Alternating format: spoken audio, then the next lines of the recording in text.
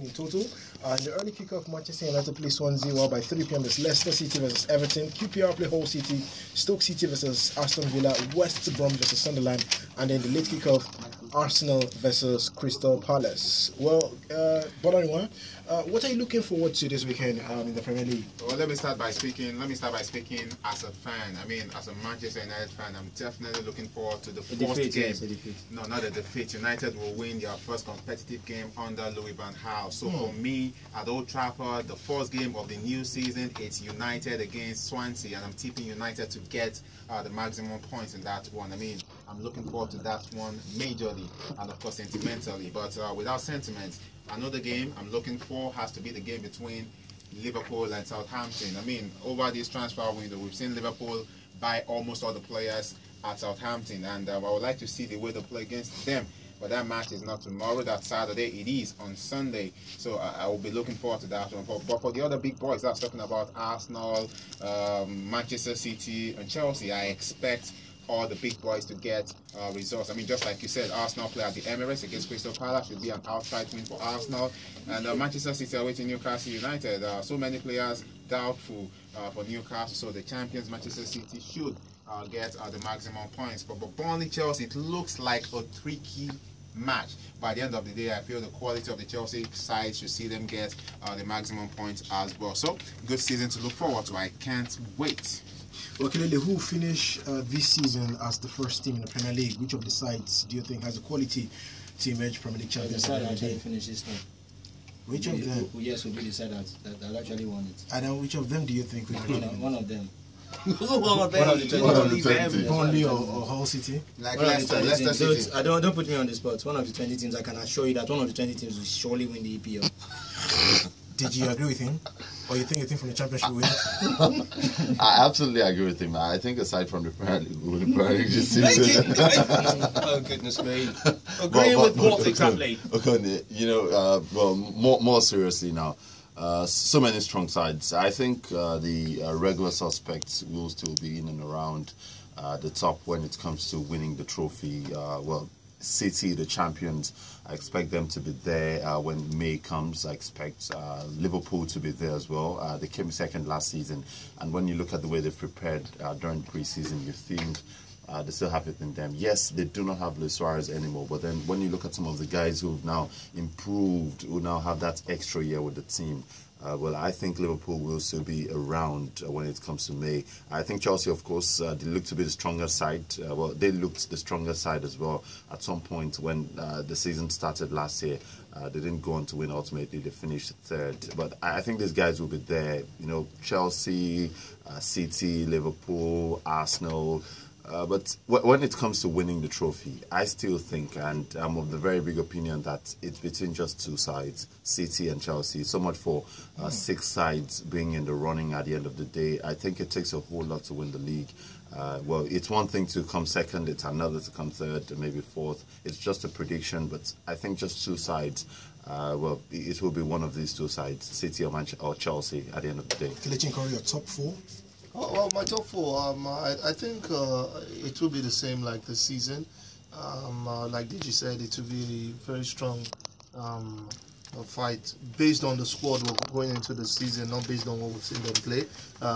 It will be City, Chelsea going, but I think Arsenal would have a huge say on who is going to win the title. If they would win it themselves, we saw them last season, they could have won the title, but somehow the lack of depth in squad did make them lose the chase. But I also think that Liverpool would do enough to be in that top 4. For Manchester City, for Manchester United, I think they will do so much to come into Europe, maybe the Europa League, due to the fact that they've not recruited enough as they've allowed go.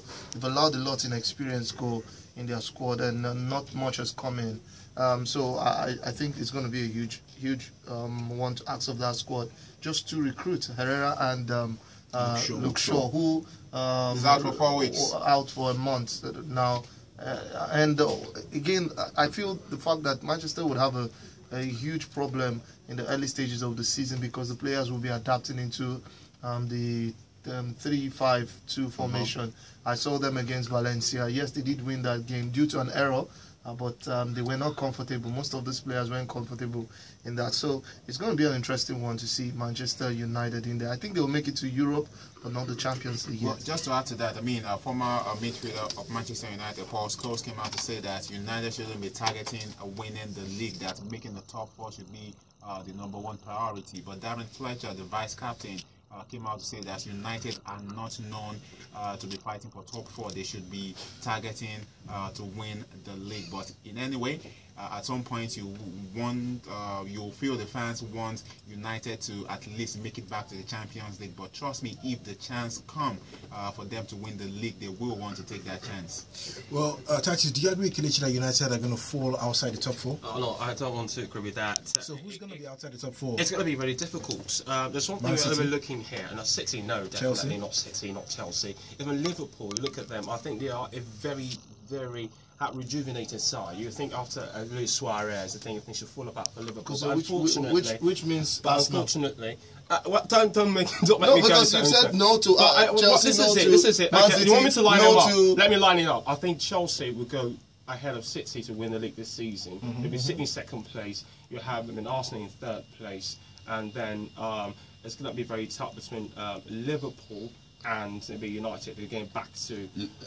Titus is scared of Arsenal fans. No. Exactly. I'm not scared of Arsenal. Mom is fans. little I baby. need Nya, to be nya, nya, nya, quite nya. factual. I think Diego Costa, definitely being a workaholic, has shown signs of being absolutely prolific this season when it comes to take Suarez's place. Sturridge could still be there, or goal scoring abilities to still retained in his approach to the game. So I think it's well laid out. I mean, the league is going to be highly competitive, no doubt. But to say this thing will fall out easily of the top 4, it's going to be very difficult. But for United, I think Why are you pointing to me? winning the trophy. Do I look like the media officer of Manchester United? No. Winning the trophy right now would be second to getting back in the top 4. I mean, based on how they want to set their priorities for the season. That's just what I think. Well, Shagan, before we go to the phone lines, which 3 teams will be relegated at the end of the season? I think I'm looking at the teams in the English Premier League for this season. It starts tomorrow.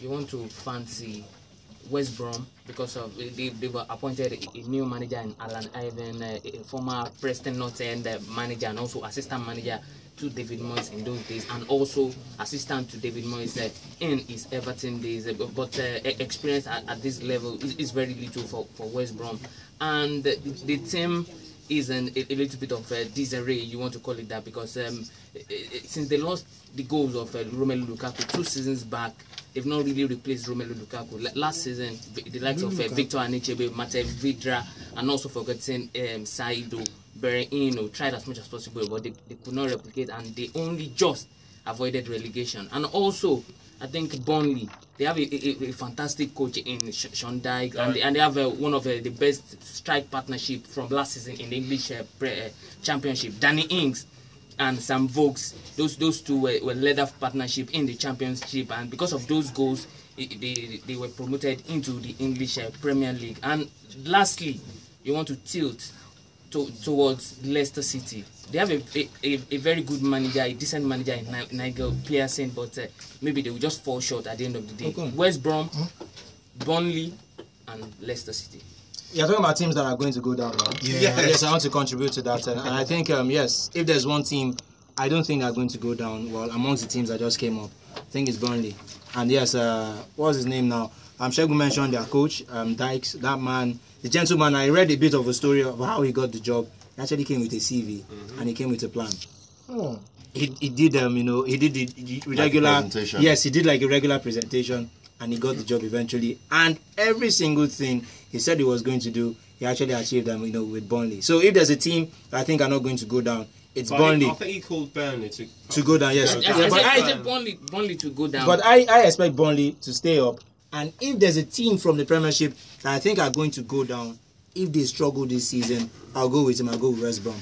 Yeah, clearly, but let me just quickly point out. You know the reason why Burnley they've signed the most players in this transfer window, and we've seen with Tottenham and even Crystal Palace last season what signing many players can do, can destabilize. But they didn't sign a profile player. You have to look at Burnley. I think they were about you say Burnley has signed the most quality. players, but they've signed just so that they don't avoid relegation. Yes. For Tottenham, it was a different ball game. They wanted to break into the top 4. They What of Crystal Palace?